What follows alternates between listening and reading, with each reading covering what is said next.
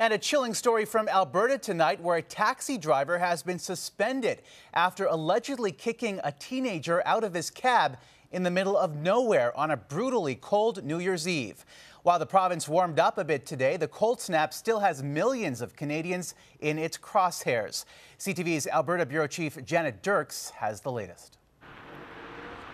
This country road, 30 kilometers south of Edmonton, is where an Alberta mother says her son was abandoned, kicked out of a cab on New Year's Eve when the temperature was minus 37. You could hear in his voice how hard he was shivering, and he just said, "Mom, can you come get me?" 19-year-old Carson Terpsma was heading home after a night out with friends in Edmonton. He says he was told by the taxi driver that $40, all he had, would be enough to get him there. Yet when the meter reached that amount, he said, "Your $40 is up. You can give me more money or get out." He was 5 kilometers from his house without a coat, which he says he had given to his girlfriend earlier. The taxi company has suspended the cabbie pending an internal investigation.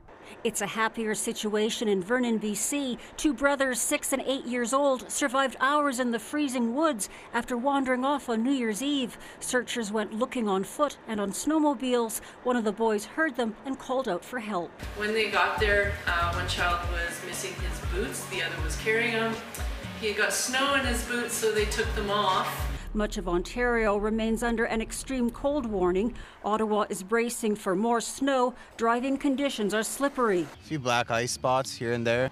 Toronto is also bitterly cold. The city's homeless are facing crowded conditions and confusion about what shelter beds are available. It's kind of a shell game they're playing. Then somewhere after midnight, they release several more beds into the system when everybody's already slumped over on chairs or on mats. The City of Toronto and its ombudsman are now investigating. Atlantic Canada, still recovering from a major storm, is preparing for another blast on Thursday with snow and high winds.